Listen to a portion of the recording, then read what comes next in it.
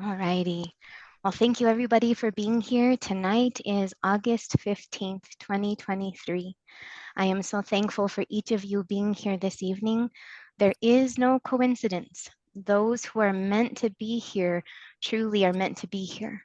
There's something that joins us together, and we really truly do not fully know how or why. So those of us who have been here and gathered and are able to actually be here, there is indeed a purpose. So we're going to uncover that and be able to explore tonight about these hidden secrets and this technology of soul that has been hidden from us. So I'm going to share my screen. So bear with me for a moment. All right.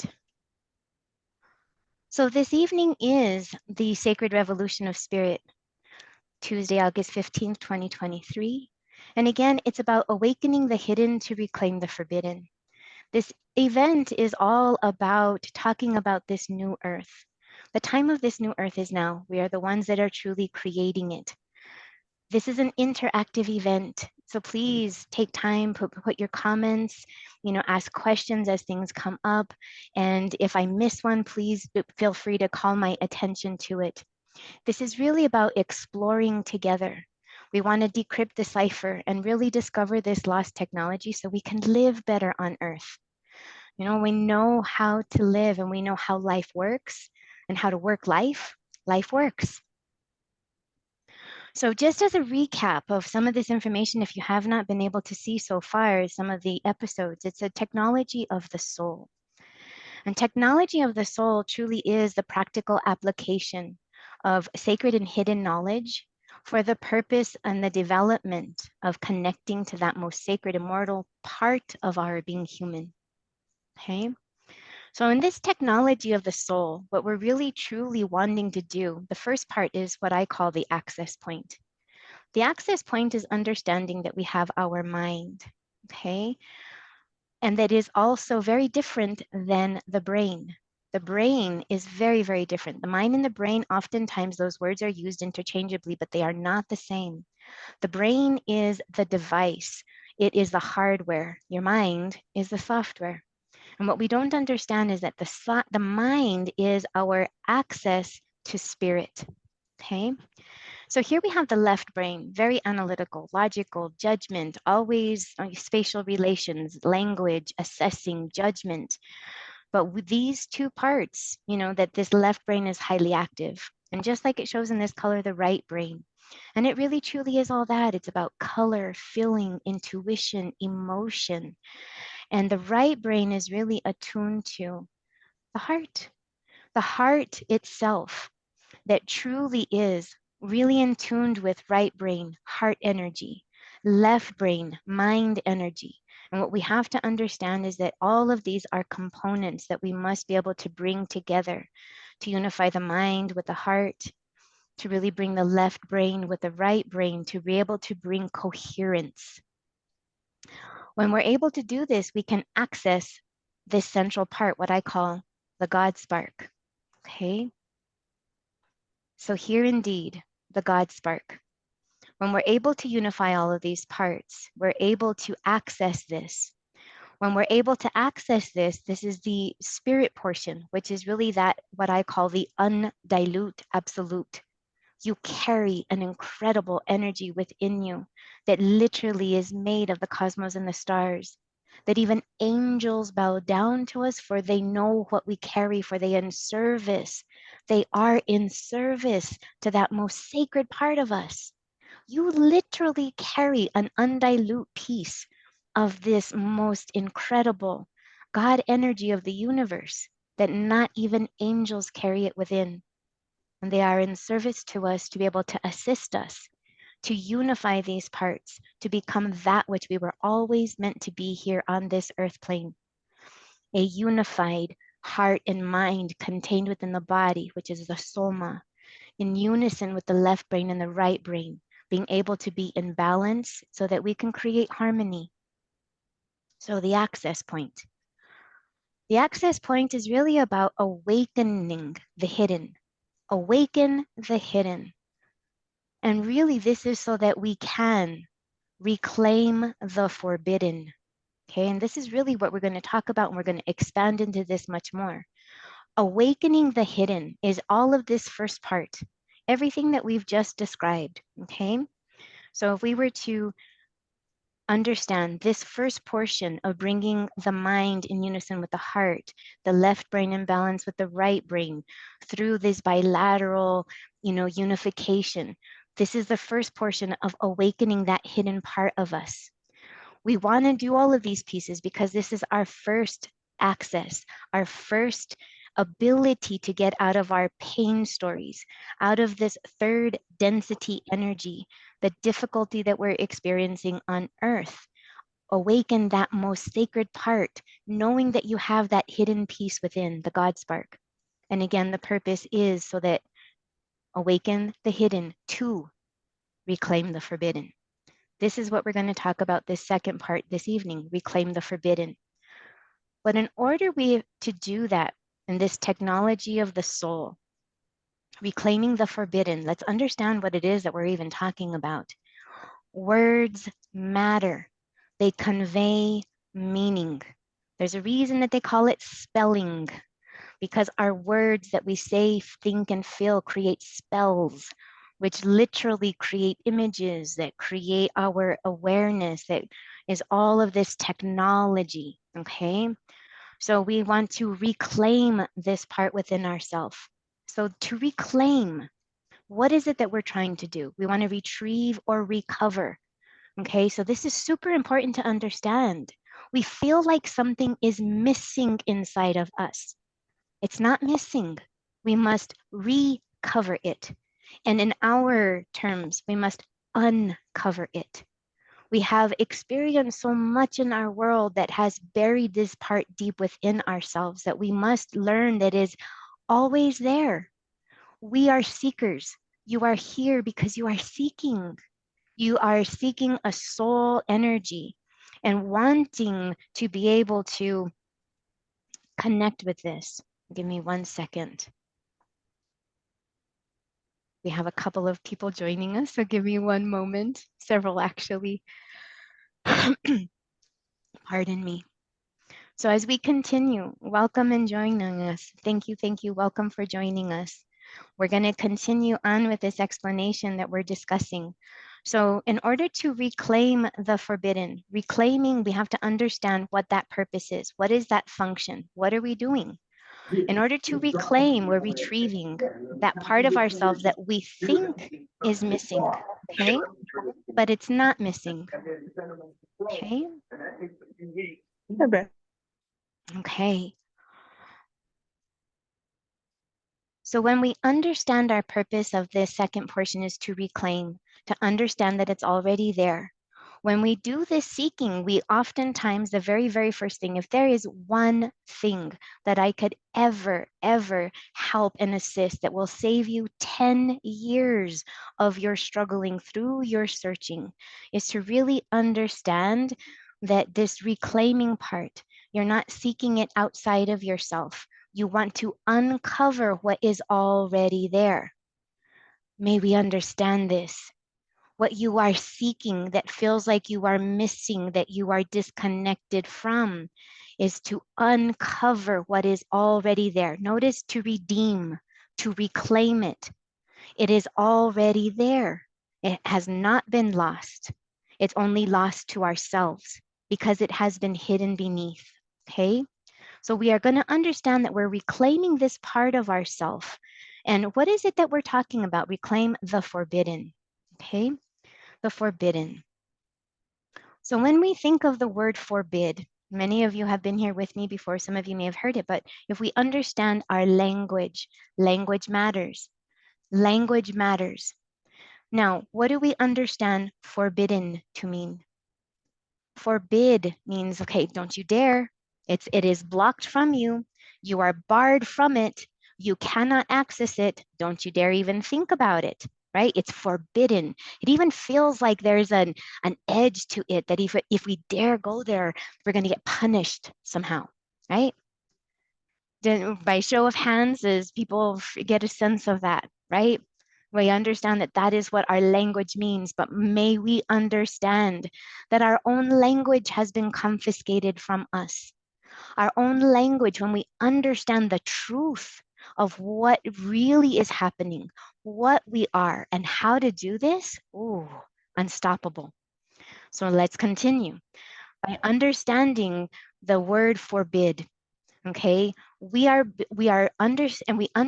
that terminology to mean that it's not accessible, barred from, and then punishable, okay?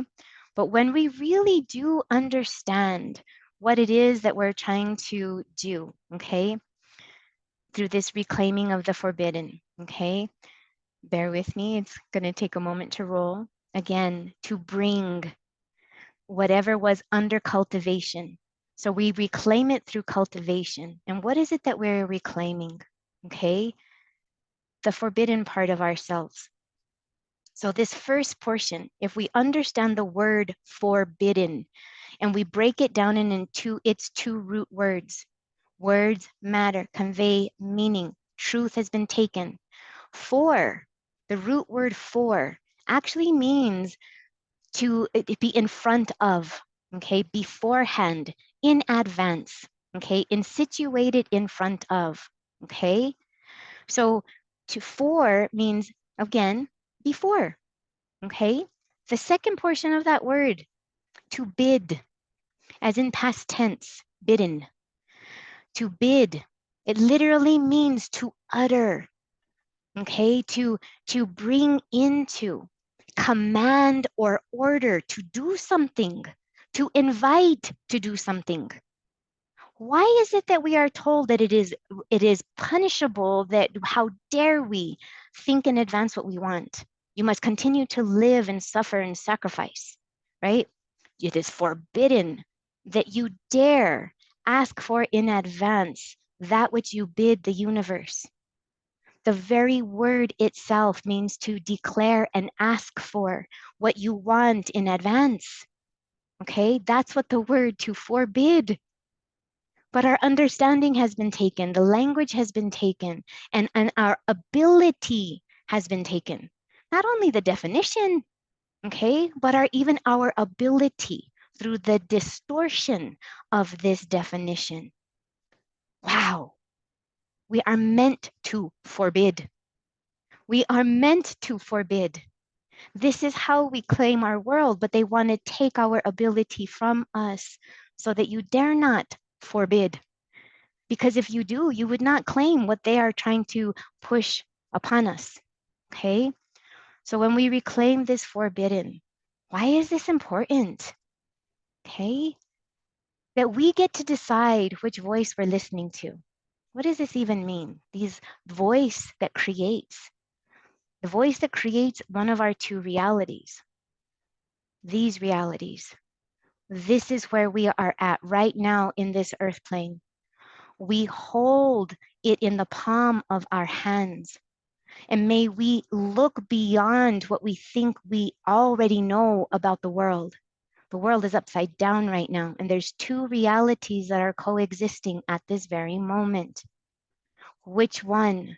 There is one that is denser, harder, heavier, darker, filled with struggle, filled with all of this, inability, hopelessness, helplessness, all of these things that we're experiencing. And there is another emerging, two realities that are coexisting. And those realities are first and foremost created within our mind. When we are experiencing this, we are understanding now more than ever these two opportunities that we have. One is an entire new cosmology that requires new physics and understanding of our ability to be able to be in this earth plane. Right now, we feel so jumbled inside. We feel like we're half and half. We're half here, we're half there, we're back and forth, and we don't know. Half of us are really trying to decide, where do we land? We have this other vibration and this frequency that is available where our worlds are being pulled apart. And we must learn that we have to combine them at this moment. That it's up to us to decide, because we're the ones that are creating this reality. And we got to break through what's currently happening, because really what we want is this new ability to really be able to access this new world. something new, something that the entire universe has expected. So what are these two voices? Okay, these two voices, we must become that sacred observer, the observer of what we are experiencing, what is in our mind, what are we thinking, what are those emotions that are being created from us. We have to be the sacred observer. In order to do this, it requires mindfulness, presence. Just be aware of where you are and what you're doing. And I say this easily, that may your mind be where your body is. 80% of the time, our mind is not inside of our body. Our body is on autopilot. Our body is going through its automatic process and we're not even aware. So half of us are in our car thinking about what we're making for dinner. And if we're making dinner, we're thinking about our to-do list. And if we're working at work, we're thinking about what we're supposed to do at home. Hardly ever are we where our bodies are. So may we unify our presence. When we do this, we have an ability to manage mind. So that if we are become aware that I am thinking and feeling things that don't feel good or doing something that doesn't feel good, then I get to make a choice and do something different, managing the mind, which is this next step beyond that mindfulness, which requires basically these two parts is active monitoring. What am I feeling? What am I thinking? And then making modifications in the moment. Okay. How do we do this? How? And this is what we're going to talk about tonight. Okay, so please let this be interactive. Please share your comments. Please join me in asking these questions because you get to have an insight and show me what needs to be done and which direction we go. So in a continuation with this, what we are going to be discussing tonight is about management of the mind. How do we even do this? It sounds so easy. Just think good thoughts. Just raise yourself. Just have good vibes, right? When the bills are due and the things are happening and the illnesses are coming and the diagnoses are there. How do we do this, right? We have to understand that there is a process to life. And really, we need to understand these levels of where we are. When we understand this, that there is a way to be able to sense and feel and be able to make those adjustments. So tonight we're going to be talking about this particular grid. This is the easiest place that I could find it. So it's actually a post and it's relevant actually right now. So what we're discovering is that there are levels of thinking and feeling, and this is mind management. This is what we're trying to understand. So I'm just going to read here on the second. My comment originally is that literally what and how we think matters. Every thought we have has a corresponding emotion and a brain frequency. What we think affects our emotions, our mood, our attitude, our sense of safety, security, and overall sense of well-being. We can help ourselves feel better by paying attention to what we think and actively changing our thoughts. Mind management. Not even our thoughts are hidden or private.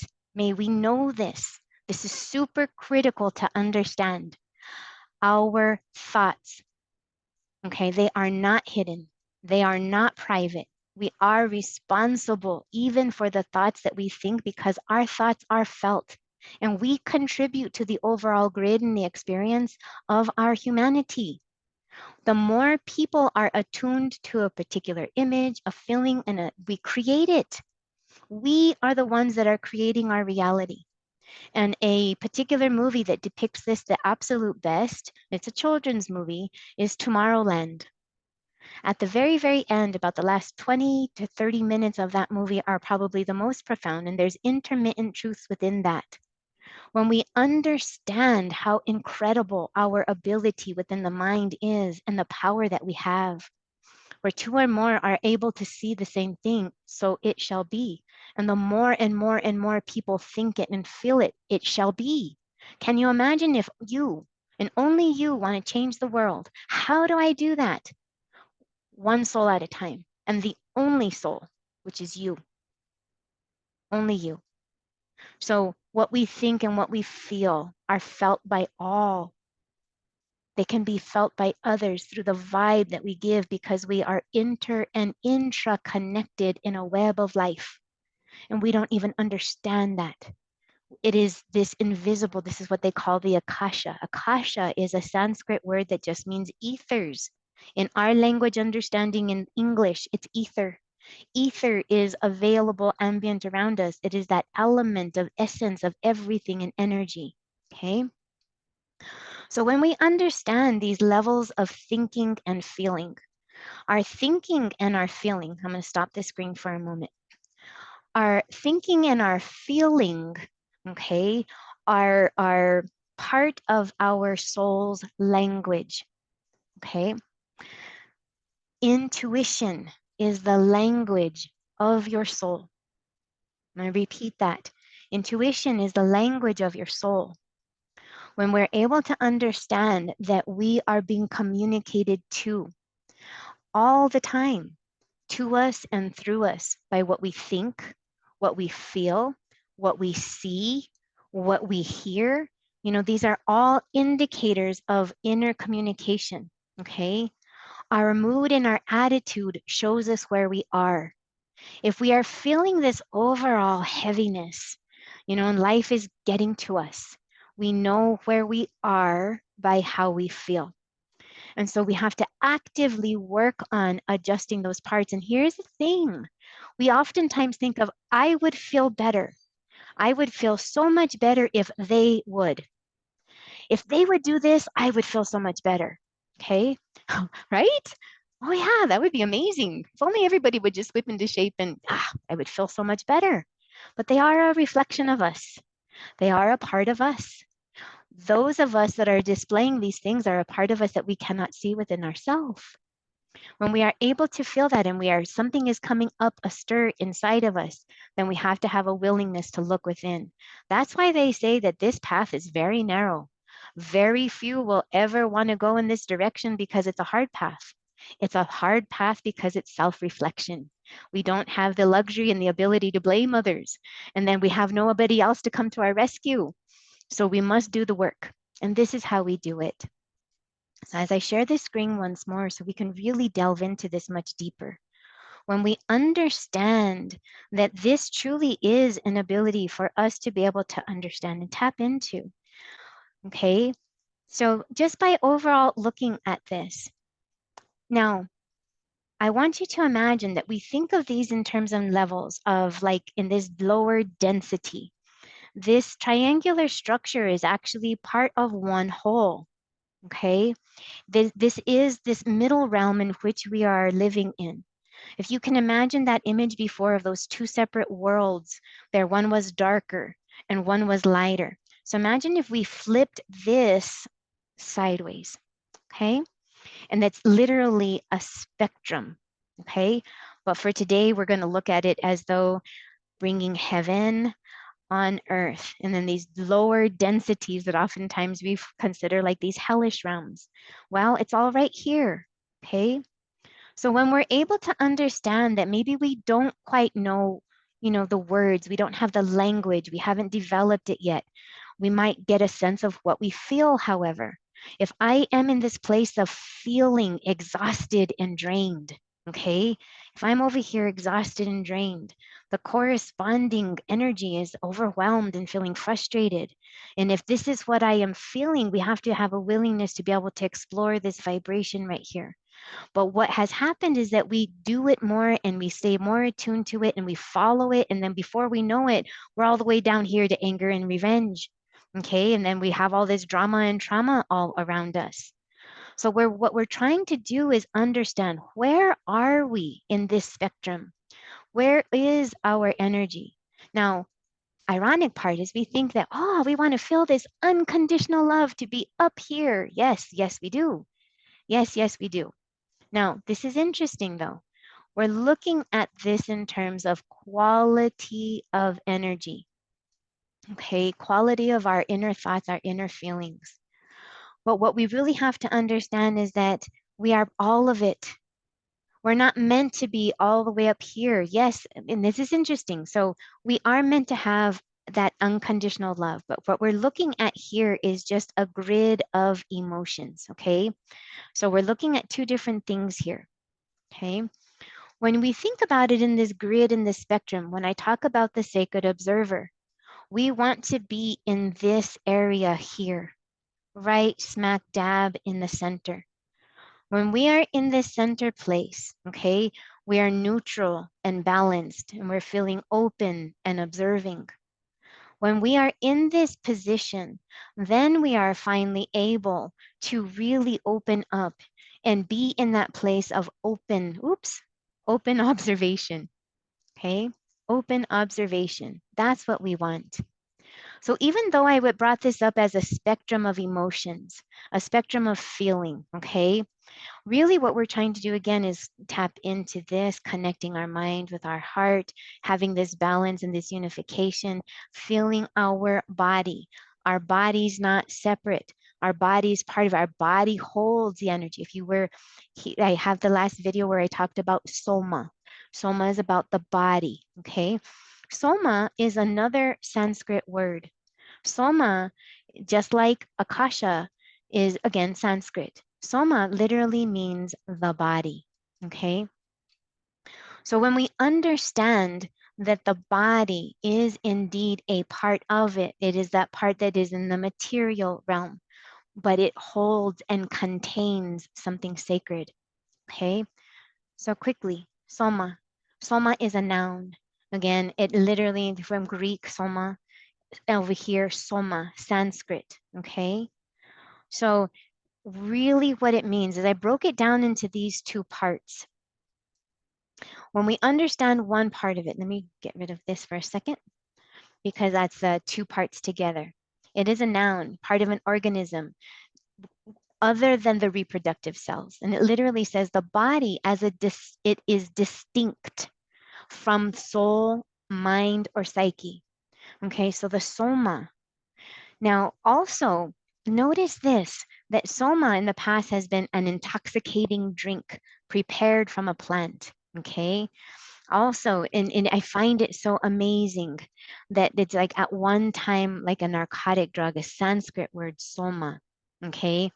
But it is oftentimes people want to disconnect from the body, that they actually go in this direction for this intoxicating feeling this separateness, which is really fascinating. We have to connect into our body. We have to have that willingness to sense and feel where we are at and then make adjustments accordingly. Okay. So this is what all of this technology is about. We really truly are indeed living these two realities. That is literal. We are in this place and in that stretching place with these two, one that's darker, one that's brighter. And we're right here in the middle, the icky sticky, as I call it. Okay. So it's not so icky. It's icky because we're becoming aware. Okay. So really, what is it that we're even trying to do? What is it that we are trying to do? We are really trying to understand that we are both. So many of us on this journey of soul seeking feel that we have to be attuned only to the light. We have to stay there in the light. Yes, we do, but you're both. And you're missing half the story if you are not receiving both. By being neutral in the middle, understanding and harnessing the truth of yourself, you are both. Okay. So let me share this image. I was actually fascinated when I saw this yet again because I created this image 2 years ago. 2 years ago, I created this image. And not only was it the image that was created, but it was literally the entire mixing of this. You were right in the middle. You have it in the palm of your hands. What we are looking at the world outside is upside down, and what we think we see may not actually be. You are being called here so that you can actually be that observer, understanding that you are part of something great, part of something incredible, and that your role is here to help us create this. Okay? So when we understand this, now, when we are able to look in the world and see beyond what we think we already know, you have a willingness and an ushering in, an opportunity, a possibility that just sneaks in. Oh, what if? Ooh, I wonder, what if? What if I really do have this ability within? What if it is in the palm of my hand and it's up to me of how the lens that I see? Wow. What if there is these two? Okay. You feel it inside. You feel it inside. You know it. It's right there. And what is happening right now is, as they say, this veil is thinning. Never has it been so thin before. And that's literally because our universe, our sector of the universe is transcending and in an incredible way in the universe. And new energies and vibrations are being available to us. Okay. But yet we feel that what is happening right here, what's happening in this icky sticky, as I call it, that we are bouncing back and forth. We feel so jumbled inside.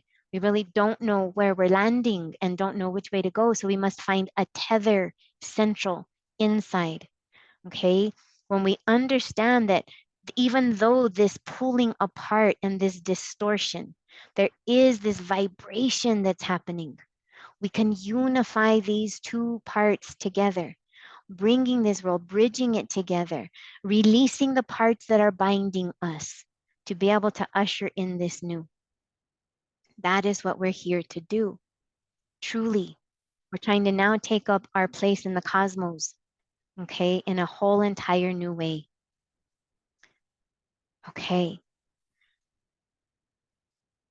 So when we understand these parts, that you have a divine intelligence within you, you have access to something that is beyond you.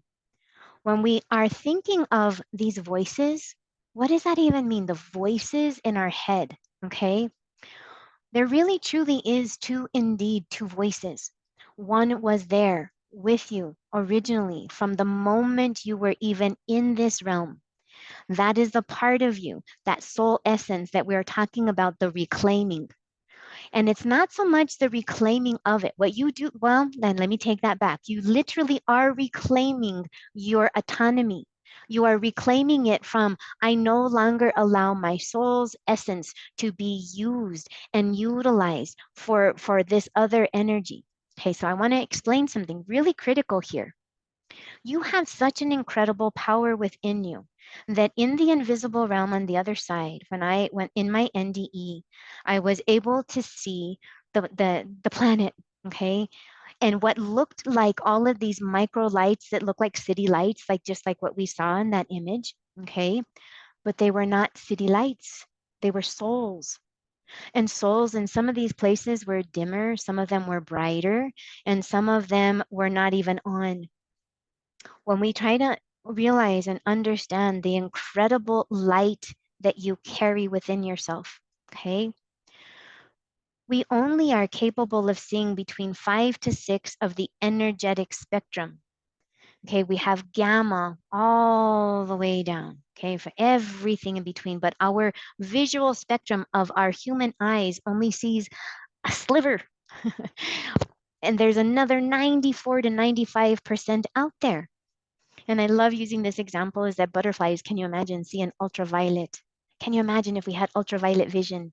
Can you imagine being able to see the pollen of the flowers out there and how they are all aglow in this ultraviolet light? Whew. There's so much more out there, and that what you think you see may not actually be. Every single one of us has an agreement on this earth plane. We have an agreement. We have an agreement of our spatial relations. We have an agreement to be in agreement with physics and how physics works. So much of us are star energy, star beings, and star souls are frustrated because physics don't work here the way we're used to.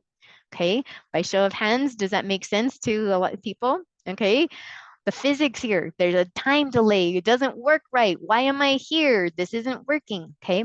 Because you are star seeds that emanate from other realms that was literally ushered and chose to incarnate here. Okay. Oh, you are magnificent, powerful souls that have trained on the other side for this very mission. And when we actually get here, we're like, wait. No. I want to go home. Wait. Okay. When you get to the other side, you're like, whoa, did you get that? Whew. You can imagine a soul is eternal. Do you remember that time in eternity when we were in the earth plane and we helped change and transform the universe?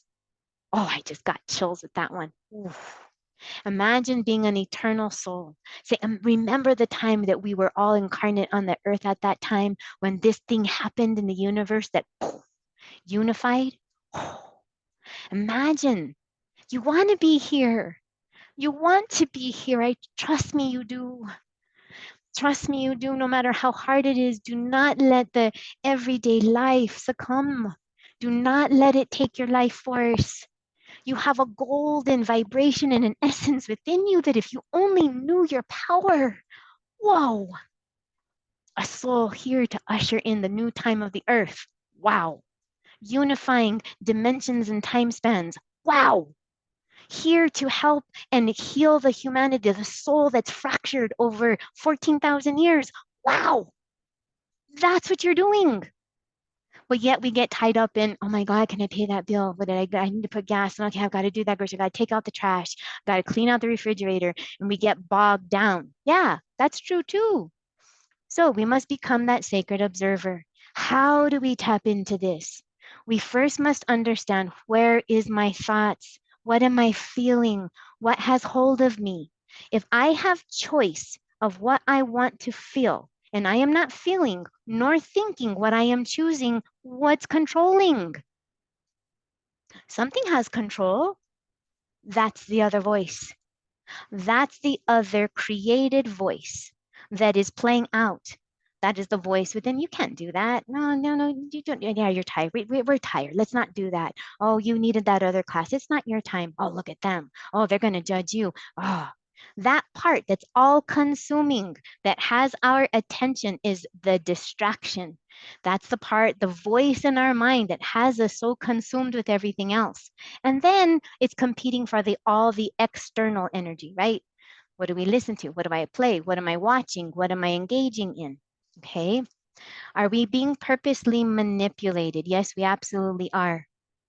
We are, it is by design and by purpose. So when I say 14,000 years, if you were to look up into the younger Dryas era, there was the great flood that occurred. There was the attempt to wipe out all of humanity because we became way too powerful. All of that junk DNA that we call is called junk, that actually has caps on our telomeres, is literally to block that from your eternality.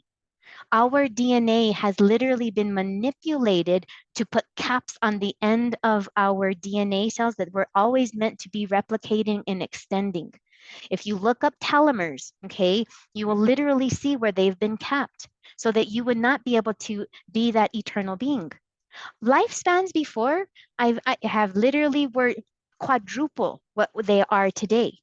A lifespan of a human back in those days, way in this other era, before the 14,000 years, were lived easily 300 to 400 years until this great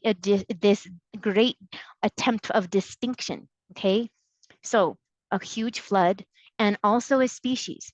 So there is another invisible realm. Okay, so the best way that I can showcase in this moment, let me go ahead and show this right at this moment. Mm, darn, it's not on this one. Okay, give me a second.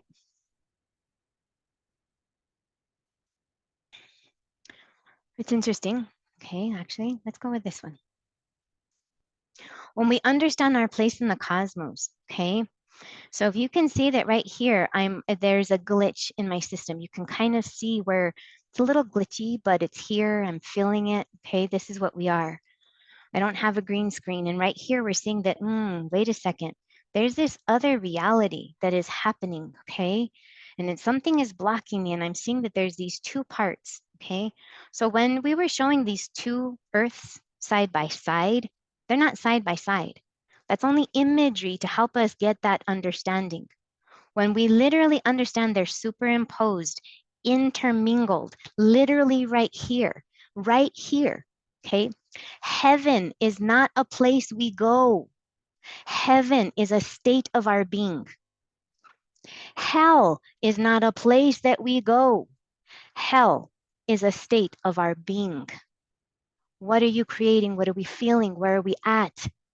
Where are we? What has captured our attention? What is it? And we know that we're living in a glitchy system right now. Okay, why is it that I'm half here, half there? Okay, there's these other worlds. What's happening here?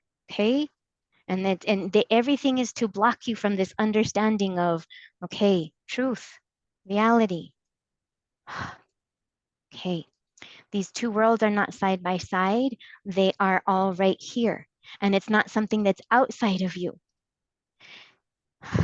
Hear me. The world that we are seeing is not outside of you. The world we are seeing is within you. We are contributing to this new earth by what we think, by what we feel, by what we experience, the images we choose to engage in, the energy, the feelings, the emotions. What voice are we listening to? One has been there hidden. That is a voice we're trying to reclaim. It's a voice. Why are we calling it a voice? Why voice? Okay. Gotta reclaim it. Gotta reclaim it. Yeah. Our voice. Okay. We are a vibration. Everything in this universe is created through vibration and sound. Everything oscillates and vibrates, okay? And we're missing two parts. We have one part, okay? God, the idea, the seed, okay? But in order for that part of God to come into creation, half of it's missing. Then we have a need, God, the womb, the space, the vacuum, the creation. That is the divine feminine. These two parts work in unison.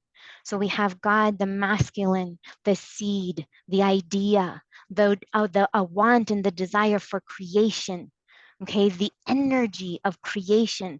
But in order for creation to exist and to come into form, it must need the material form.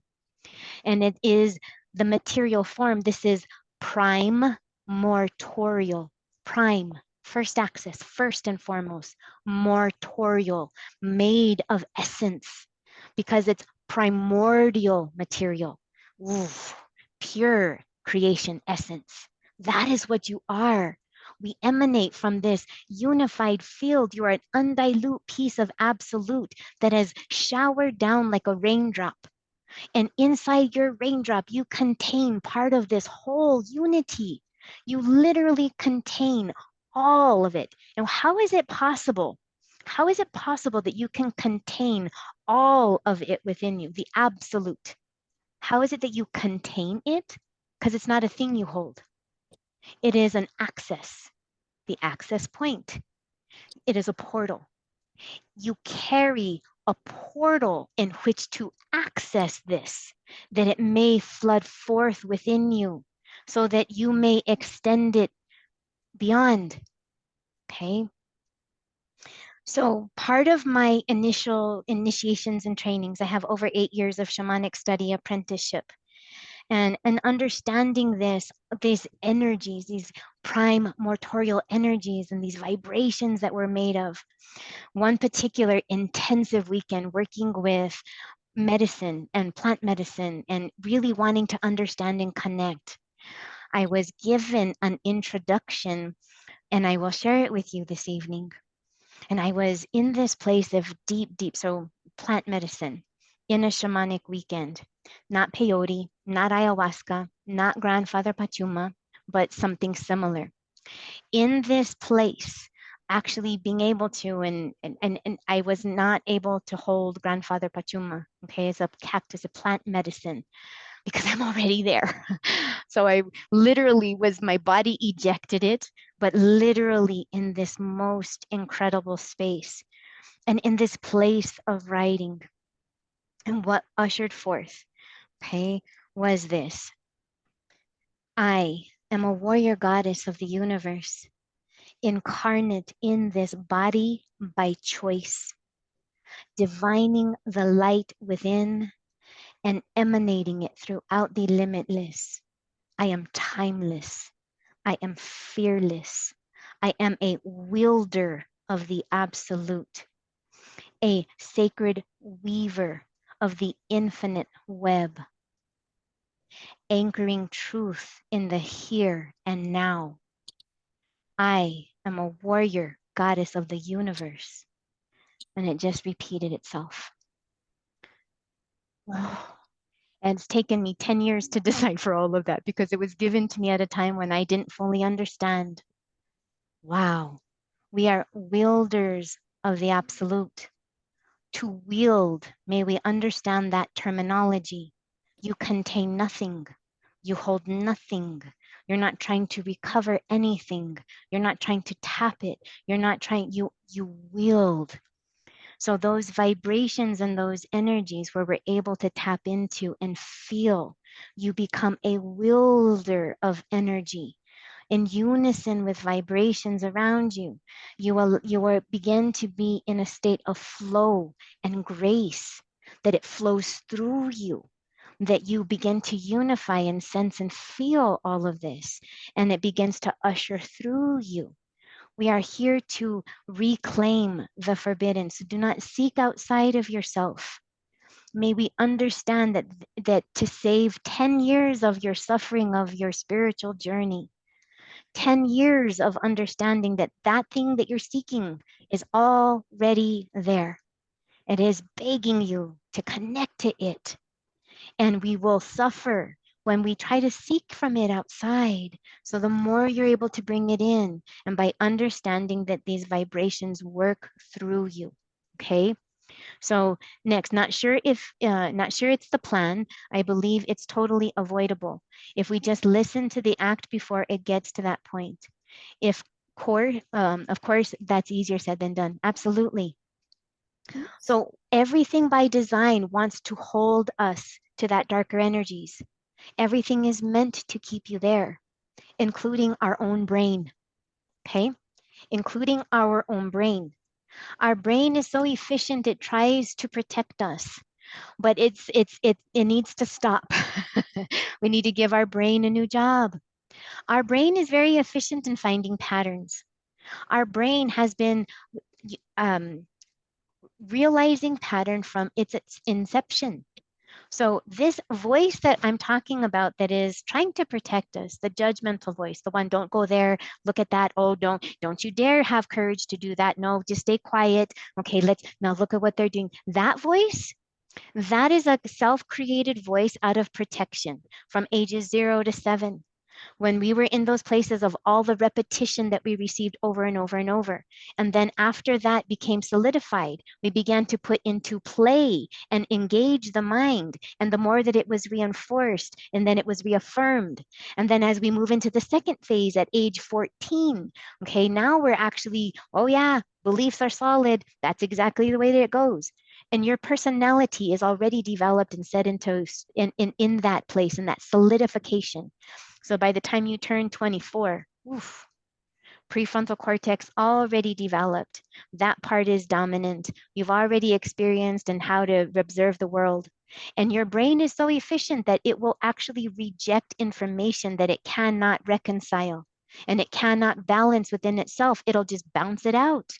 So it's efficient at creating, oh, this is the way life is. Let's keep creating more of what life is. And so we are experiencing today what we created yesterday, what we thought of last week, what you were thinking and feeling last month, last year, a decade ago. Okay.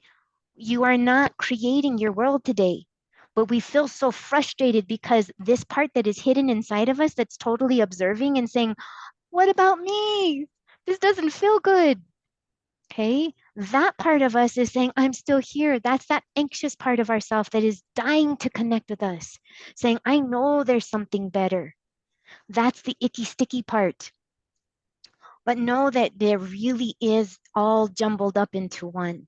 So when we're able to put the parts back into its right, proper order, and then make decisions, no matter how difficult it may be, as we choose and go in these directions and develop tools, there are tools and techniques that we can employ and utilize to begin to make these shifts and changes. Okay, all psychology is all about really healing the mind, releasing the memories. If memories are coming up, okay, I want to give a very vital tool, okay, in which we must recover our part. When we are having memories or re-experiencing patterns that do not feel good and we don't know why, they're prolonged, they've been there for a while, we don't even know its origination. We don't have to continually dig and dig and dig, okay? So imagine, okay? So I want to be very careful here because therapy, counseling, all of these things indeed serve. They're there to serve and they have a role. There is indeed a purpose. And there is indeed a moment when there is a transition phase, when you have explored enough, given enough, identified enough, where you're like, enough. Okay, if I keep picking at this sore, it's never going to heal because I keep picking it. Cleanse it, heal it, pack it, put in a salve, let it heal. How do we do that? By not picking it, right? So if we have ideas, thoughts, feelings, emotions, experiences, events, people in our lives that keep repeating again and again, and we don't know time, we're done. Okay, how do we heal that part? In that moment, there is something that is playing out in this undercurrent, right? Our subconscious. We're not aware of it. Our brain is so efficient, it doesn't even need a reason. It's solidified. It's autopilot, so efficient. So it requires, this is why they say to do small steps. Brushing your hair or your teeth with the opposite hand, eating with the opposite hand, doing anything and everything that will literally interrupt your automatic pattern. It will force you into reassessing the world in a different way. We have got to challenge ourselves to be present, okay? Because all of your ability is in that moment. When we're able to understand, ooh, I don't feel good right now. Okay, what was I doing, thinking, feeling, experiencing? Who was I talking to? What was I remembering in that moment? Stop it, change it, do something right in that moment. Mind management, either change the thought or do an activity that literally interrupts that flow of frequency because it is recreating. Our brains and our experiences automatic and autopilot when we are not challenging ourselves, it is recreating. If you're experiencing it today, you're going to experience it again tomorrow because you're experiencing it. Your brain is becoming so efficient in pattern recognition, it recreates it. And then it gets so familiar with it saying, wait a second, something's off here. Right about now, we're supposed to have some drama trauma right now. Okay, so I'm not feeling it. So, ooh, drama trauma time. Okay, here we go. Let's start thinking up some feelings. Let's start creating some events. Why? Because that's how we live. Okay. And we're like, no, no, no, no, no, no, no. Okay. That part of me, that voice, that inner part, I am challenging. Challenge that voice. Is that real? Is this really what I want? Is that happening right now? Is that the only choice I have? Is there indeed perhaps another way of looking at this? Okay, you hold it in the palm of your hands. Is there another way of looking at this that I have not yet seen? What I think I see may not actually be. Okay, how is that even possible? What does that even mean?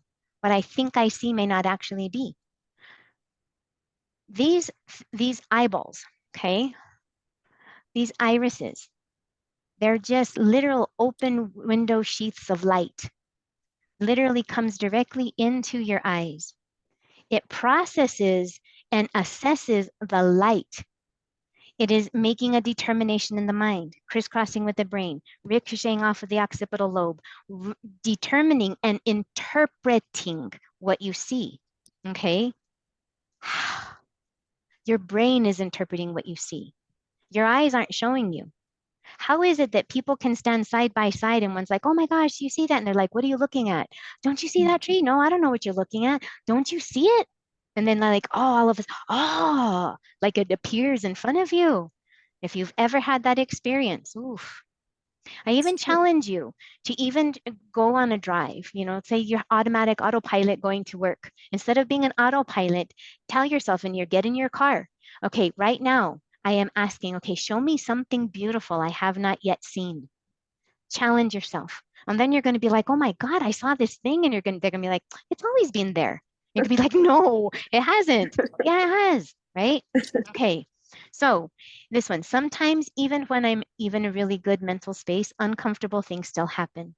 I know they are happening for me, but my question is, since they bring my mood down temporarily, is that only happening because at that moment I have to be giving off a negative vibration that's attracting it? Or is it that the universe is just moving things around to give me what I truly want?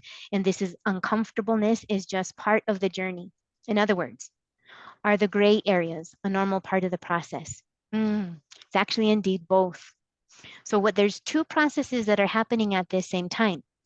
What is happening is that there is an internal desire within you that is wanting to create a reality that you're currently not experiencing. Okay, this is where we have to understand the difference of creating, manifesting, and realizing. When we really truly do understand that what we want is already there, but we need to remove our barriers to it being there, whether it's a belief, an idea, a current circumstance, a current relationship, we have to do is come to the place of, may I remove the barriers to my awareness that it is already there. Okay. That is, it's held in a time sequence before you. You created it for yourself before you ever got here. And things have occurred that are blocking our awareness from it. So part of it is that we do go into these darker spaces. It does bring up something within you. When it does come up, it's there to show you something I'm thinking and feeling doesn't feel good. It is a message. What we don't understand is that our moods, emotions, and attitudes are messages, but they become solidified because we don't act on them. When you have an emotion of not feeling good, that something's negative, it's trying to give you a message. What is happening in that moment that does not feel good? What do I need to change, alter, remove, uh, bring in? What is there that is trying to show me the message? But what we don't understand is that we begin to think that, oh, something's wrong with me. I must be broken. I don't feel good. Something's wrong. Nothing's wrong. You're receiving a message from your soul. And we have to have the willingness to explore what that message is and then have the willingness to act upon it. So part of it is trying to get rid of, in order for us to live in these vibrations that we want, we got to get rid of the energy that's blocking us from it. So if we have a negative feeling, a negative belief, or a belief that is not helpful, things are going to happen that are going to show us uncomfortably what is inside of us that we need to let go of, what we need to change, what we need to bring in. We're really good at the good feelings, right? Do what feels good. Stop what doesn't feel good. Sounds so easy, right? That's truly what our bodies are. We are the most efficient communication devices. It communicates to us and through us by what we feel, what we think, the images in our mind. It's communication. Your inner soul is communicating to you through you. Images in your mind. Okay, so let's talk about that for just a brief second. When you have images in your mind, something's popped into your mind, you think, oh, I must be imagining it. We have to be very careful to use discernment here because sometimes we can create fear stories in our mind that play out. We have to be very, very careful here. Sometimes we create fear stories that we imagine worst case scenarios that begin to play out. Okay. You will know what you are doing by how it feels. If you are thinking something that does not feel good, and it keeps coming up. It's your soul trying to tell you what I'm thinking here is not quite right.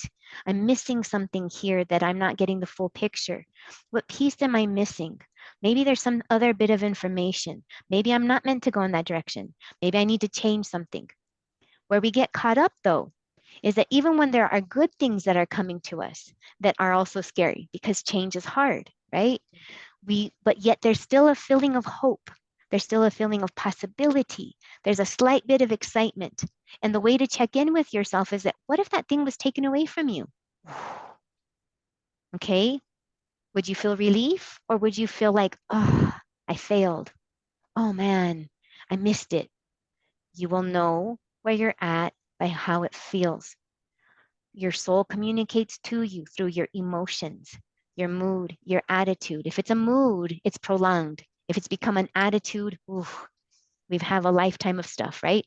So if we really, if we are so far from where we actually want to be, we're trying to create this bridge. The uncomfortableness is to get rid of what is blocking you from walking that bridge. Okay. So needed to hear that. Thank you.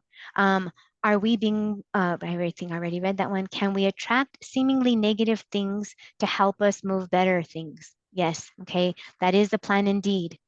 So when we realize that when things are happening that don't feel good, it's super important to understand that our pain and our purpose are two parts of one whole. We are really good at following what feels good. We are very hard at by really being in negative situations, but it's information and information only. Okay. When we stay in these prolonged states, it's because we're binding ourselves to something. Something has bound us. We're letting something bind us, or we ourselves have bound ourselves to something that we're not allowing to shift. That's a hard thing.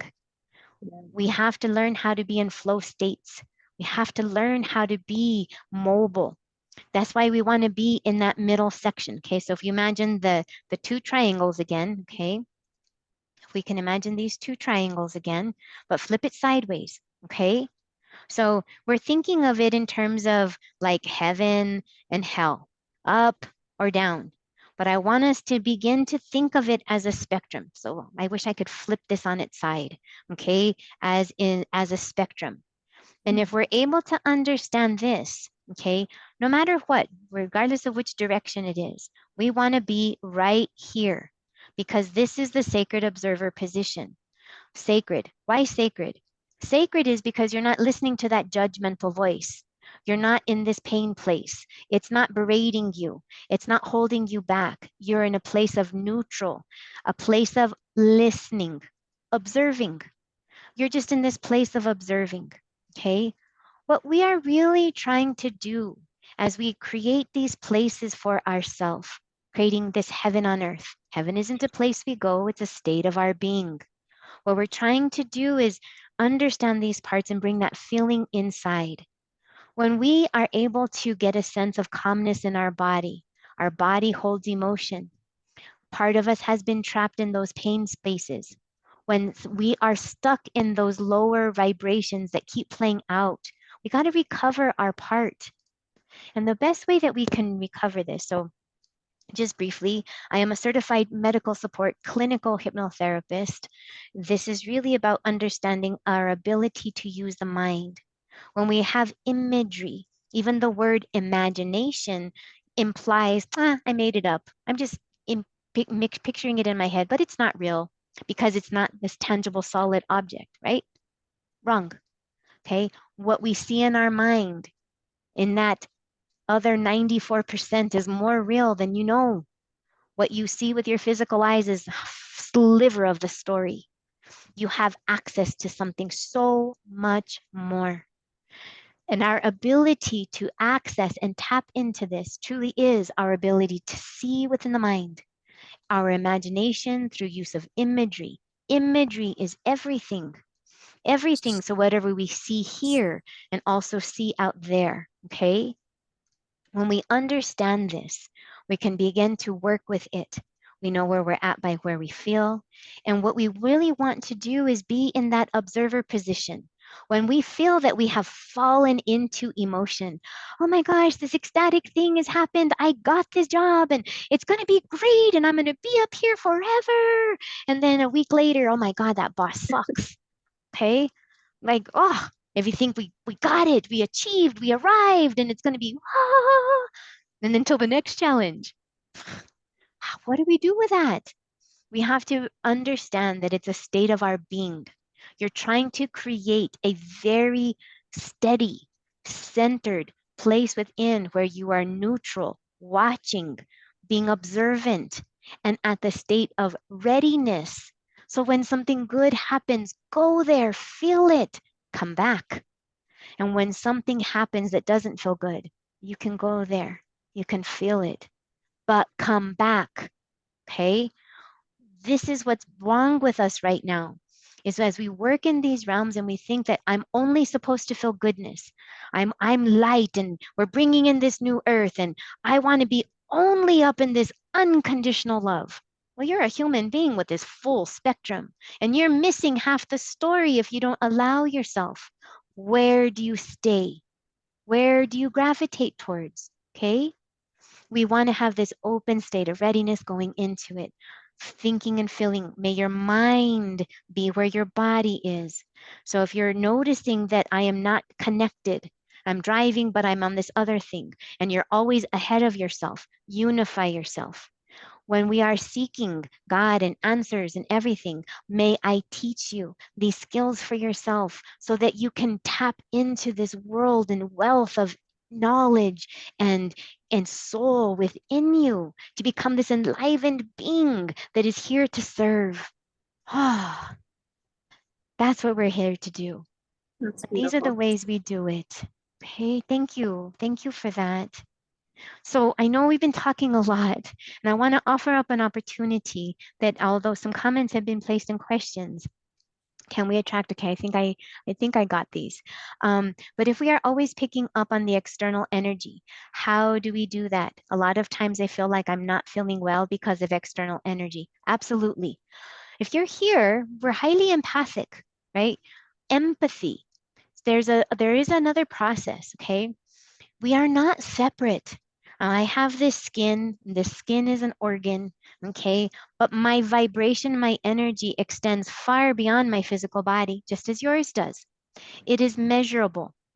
Okay, so inside of your heart, you have your heart is an electrical device. When they defibrillate us, they give us a boost of electricity to bring it into life. You are an electrical being. You literally create an electromagnetic field around you that is infused with everything else. One and one does not equal two. One and one actually equals three because you're literally creating this unified field in between. There's you, your mixed energy, and them. Okay? We are these fields of energy, open and available. We have to learn how to work with ourselves, know our baseline. What is us? What is them? So many of us who are here are what I call composters and mulchers. You serve a purpose on this earth plane to take in heavy energy, mulch it, and literally leave it at your feet like fertilizer. The most richest soil in the earth is that has the most shit. Okay? Literally fertilizer. Okay? So when we've gone through the most shit, you've got the most fertile lands and the everything that's available to you. When we are willing to work through this and leave it at our feet, you have the richest soil in which you get to bloom and blossom. But if you're stuck in the shit, okay, you're never going to grow, right? So we got to be that seed and plant and raise up to the light, but know that you're both. That seed grows in the darkness and it requires the light, but its roots are in the darkness. May we understand this. We think we're only here to just be light. We're supposed to understand both and be centered, be available. Understand that you are sacred light, you are sacred darkness, and you are sacred shadow. You are all three parts of these. If you unify this within you and you're not resisting a part of you, okay, you will merge with yourself. You will become that unified being. You're not going to live these two separate disjointed parts. You're going to literally bring and unify yourself, reclaim and uncover that part of yourself, fuse with it, and allow it to burst from you. You literally hold the energy of a star within you. You hold the energy of a portal of a star within you, literally. Okay. Imagine all those stars that are in those heavens. It's an opening, it's a pinpoint through another realm. Okay, it's like this big object, but if you can imagine, it's literally a system of fiber optics through the universe. There are streams of light that are carried from suns to suns and literally black holes and all kinds of incredible things. You are part of this energy. There's something incredible happening with us right now. There's an incredible amount of gamma energy that is being sent to us from our sun. Spend some time in the sun, unify with your parts, enrich that light. That gold that they say this other species has been after is not the mineral of gold. Money doesn't mean shit in the universe. Excuse my language. Gold that they're looking for is your soul's essence. You, the gold you carry within. You are golden. You carry this vibration. You are a portal. Of course, they want to confiscate that from you. May you, because they don't want you to access this. Okay? Because of the ability that you carry within. Okay, I've gone through a lot of pain and turmoil. I struggle with what it's all meant for. How do I find my bigger purpose and find peace? I try not to live in guilt and fear, but I struggle to get beyond to feel real peace and purpose. That is truth. That is the biggest dilemma. That is the whole thing that has happened here on earth. That's the pain. Our pain and our purpose are two parts of one coin. When we feel this pain, the pain pushes us to our purpose. Okay? Pain serves because it doesn't feel good to get us out of these darker realms. And it does require, we struggle because there is literally this binding force. Everything about our system has been by design to block you, to withhold you, to dampen your spirits, to keep you blocked, to keep you in this darker vibration. Okay, so I'll just give this example that literally this other species, this interdimensional species, again, we only see 5 to 6% of our visuals or of our energy spectrum. Okay, there's so much more out there. So I use butterflies before in terms of ultraviolet, but there's others like that see an infrared heat signatures. There's so much more, so much more. So this atrocity that has happened, this other thing is that they literally have been terraforming. Terra, T-E-R-A, or I don't know if it's two R's, meaning earth. Okay, like so, like terraforming. The word literally means to get like another species coming into a planetary system that is unviable for their own livable systems. Okay, if we were to go to Mars, we would be terraforming. It doesn't have an atmosphere. It doesn't have the oxygen we need. It doesn't have the water we need. So we're going to try to create environments that are livable. Okay, when we move into other territories and lands that have not been formed, okay, it's like other places of nature, okay, we terraform. We literally go and we make it livable. We bring in systems, we bring in electricity, we make it, that's what's happened, okay? But in order for them to thrive, it requires a darker, denser, heavier energy. It is an energy that is unlike anything. And humans in this earth plane, I have been shown that we have such an incredible ability that is very unique within the universe, very unique. Emotion is intense, but not only is it the emotion, it is the energy by which is also utilized and created through those emotions. In one person's fit of rage is enough to create energy to obliterate life forms, okay, in other systems. Imagine.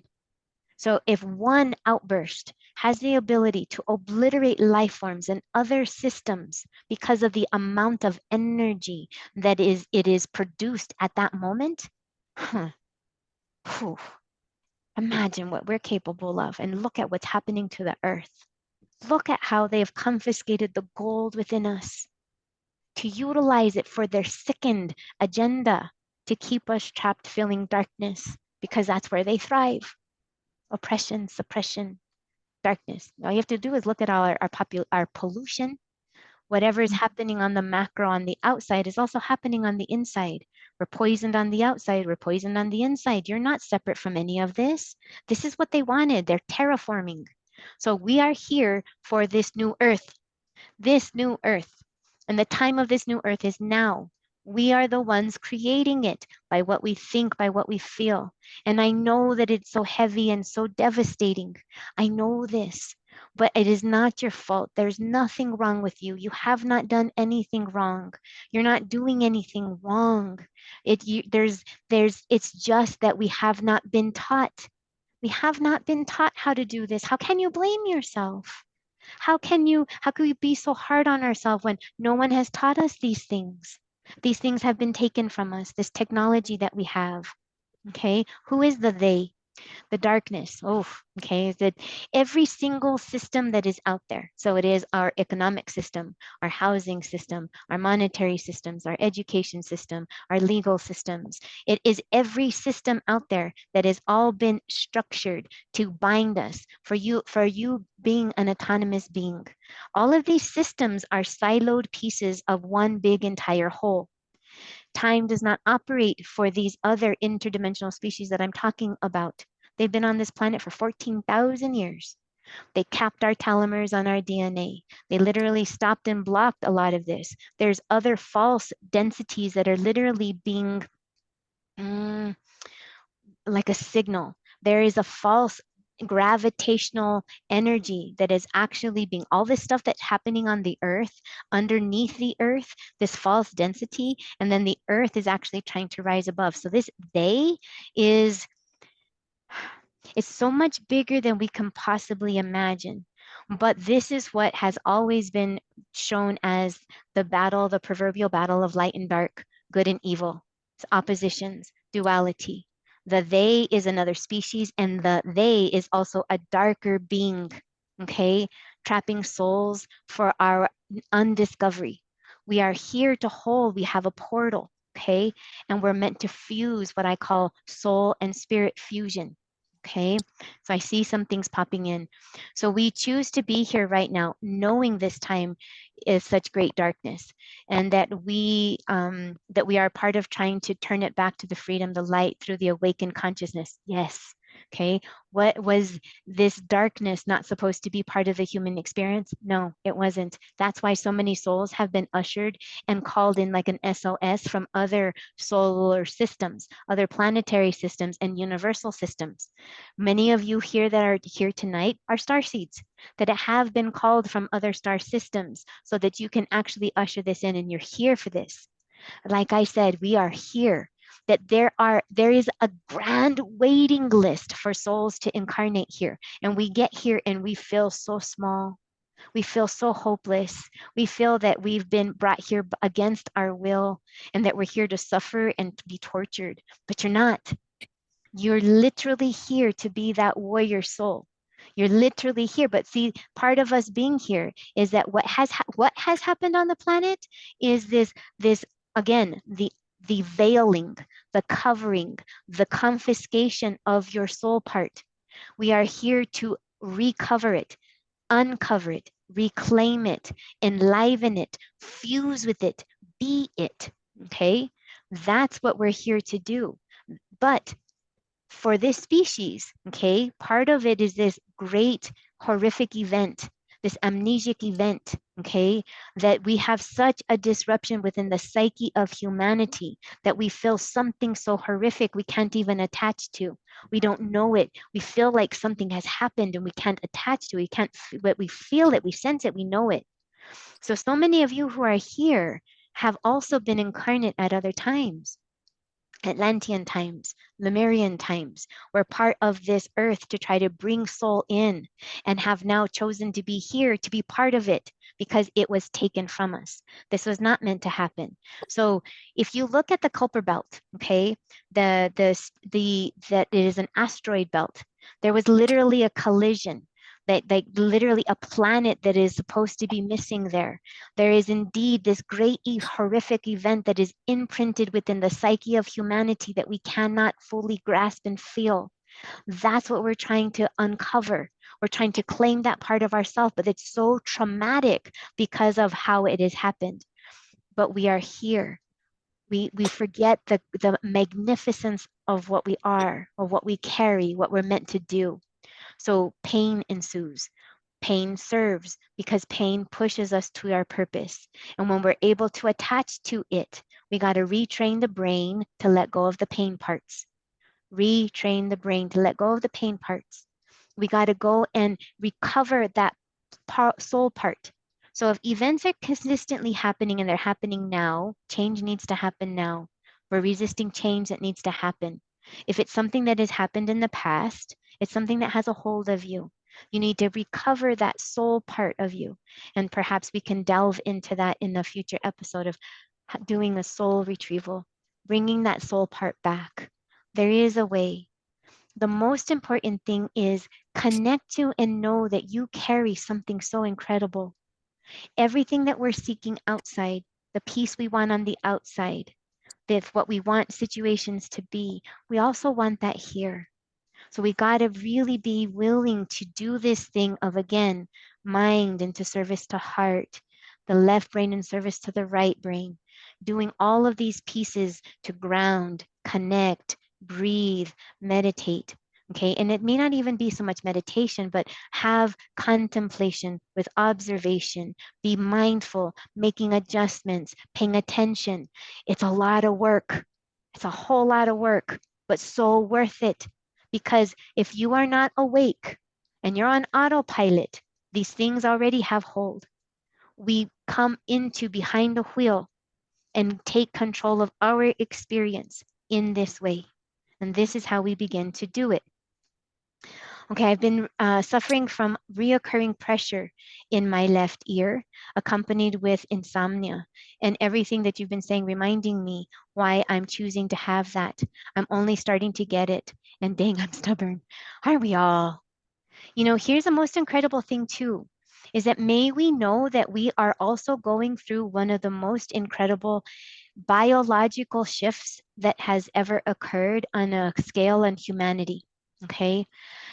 Earlier today, I have never, ever, ever said this word, and what came up was a morphogenetic field.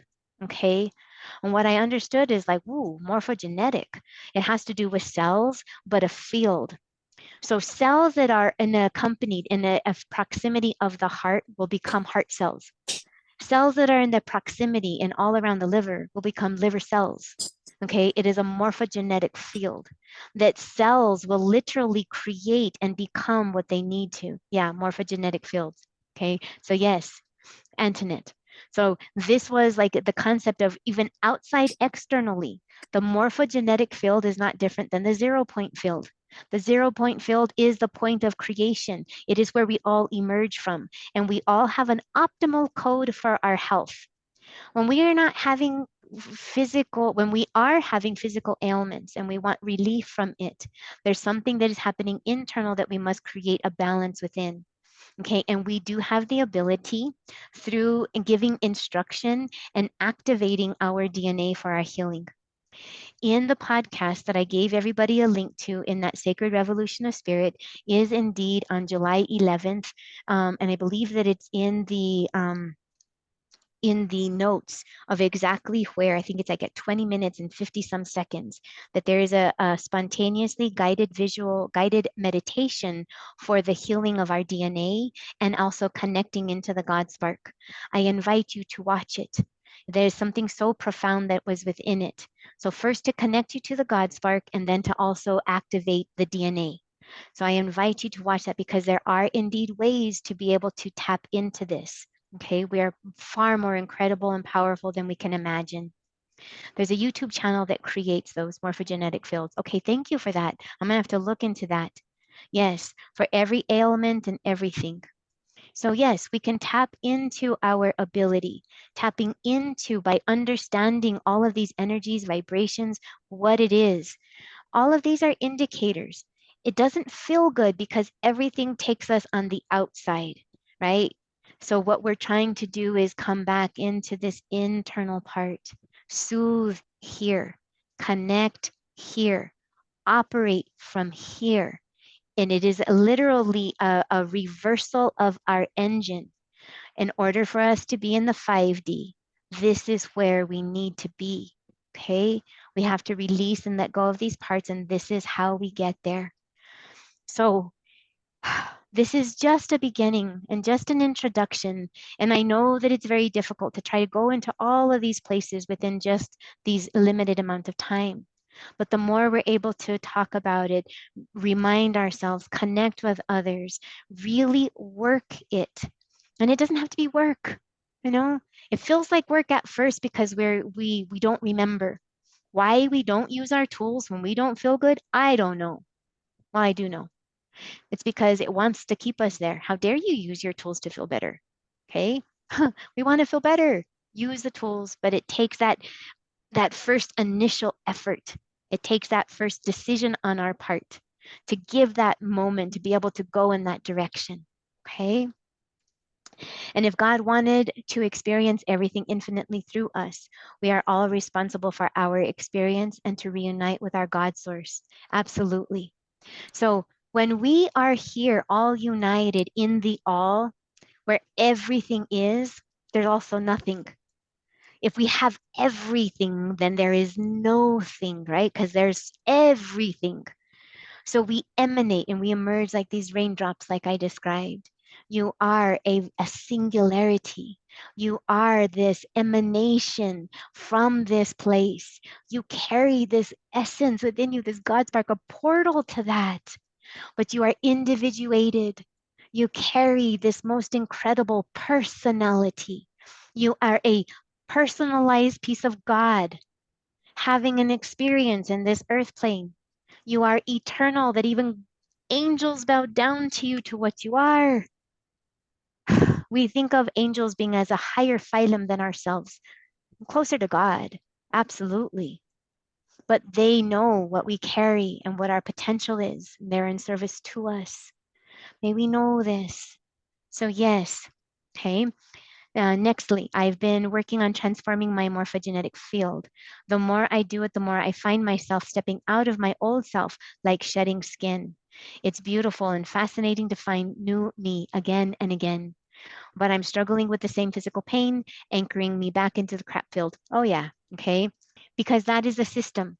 When we know that we are part of these, okay? So this is a beautiful way to be able to unify it and bring us to closure.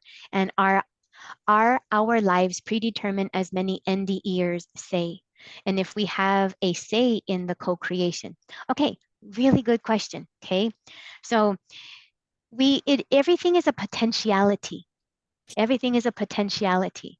It's not all predetermined, but those things that are eternal and set in stone outside of time, those things that must occur, inevitably will occur.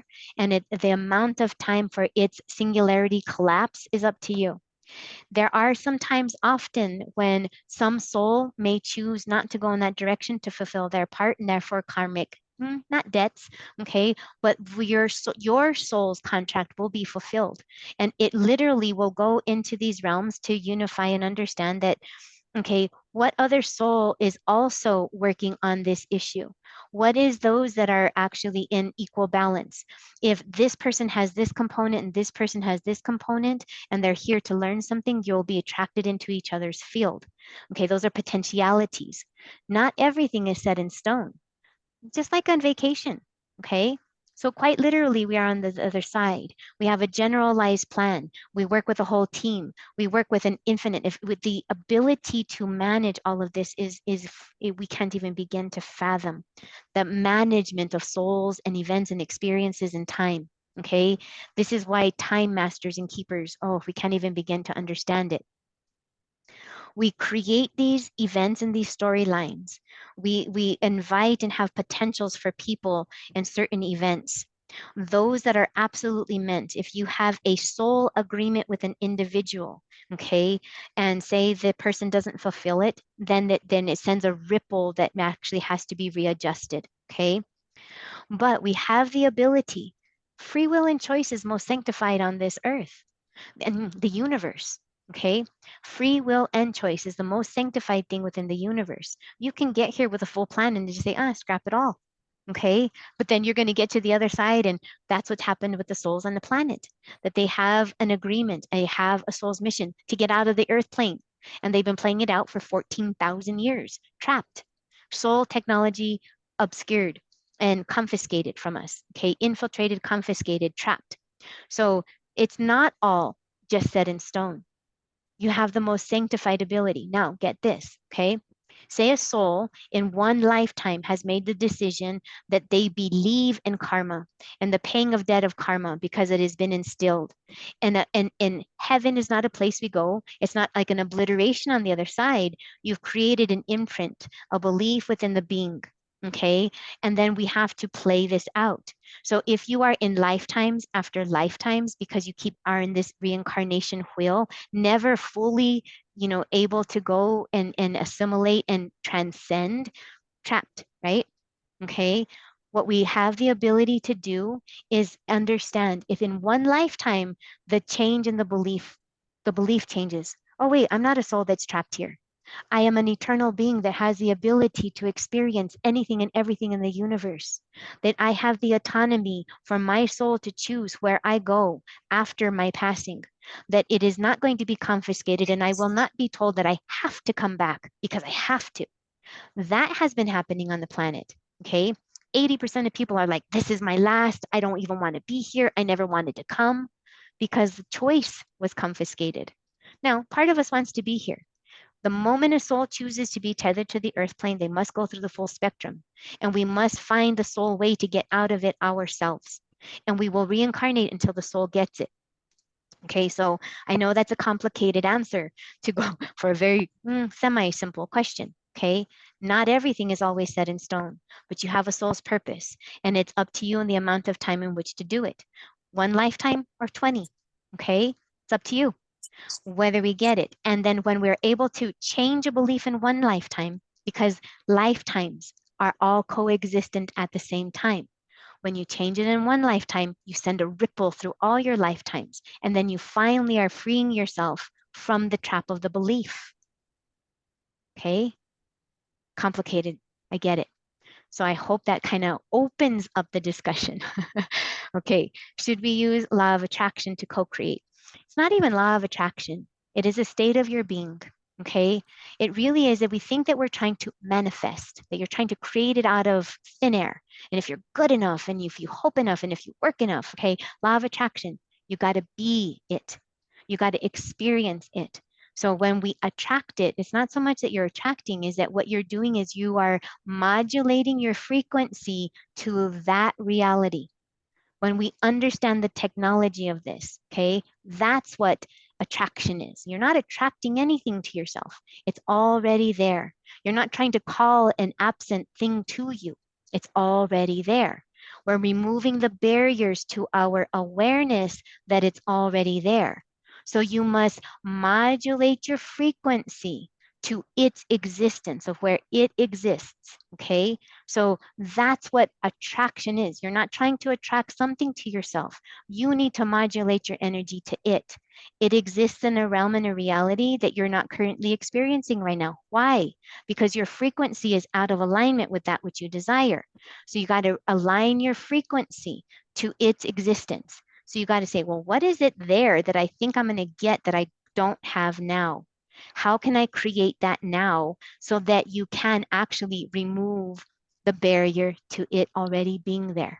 Okay, big. It's a big, huge difference. Okay, feel it as though you already have it. An understanding that you already do have it. It's just kept from you in a time sequence. Okay, you already created it. You're the one who created it.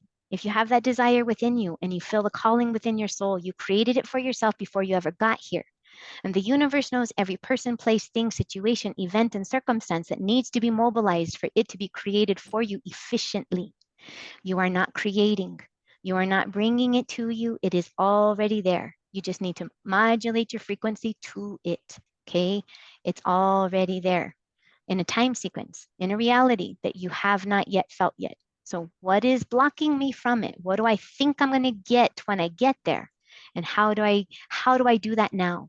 There's something missing in my frequency from it being already in material form. That's all we're doing, okay? All righty. So to bring this full circle, okay? Thank you. I'm so glad you guys are here. You guys made my evening. So with this, may we understand truly, that this is what our whole purpose is right here, right now, in this moment. Okay? We hold it in the palm of our hands. I know things all feel so jumbled, but it really, really, really isn't. Okay? These two realities are not side by side. Okay? And when we're finally able to, again, really understand we're commingled, intermixed, we're both.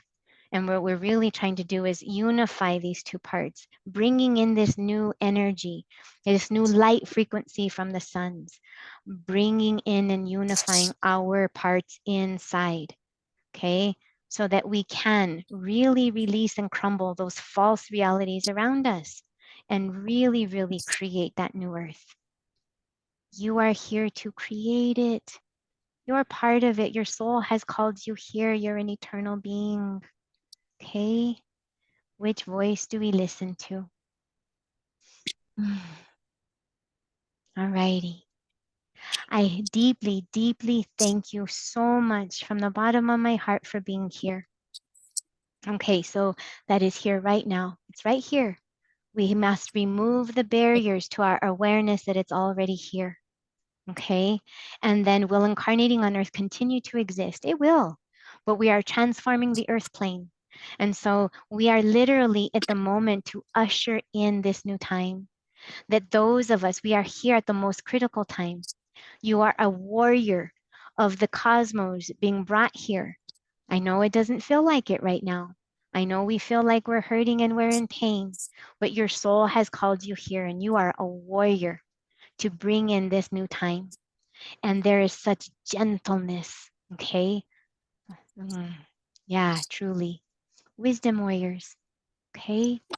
So may we all know that each of you are safe at home on the other side, that you are indeed that warrior, okay? That peaceful warrior within, here to anchor it. And know that we are all here. Wherever we are gathered tonight, you are part of a community, people brought together. You are not alone. You're not. Okay?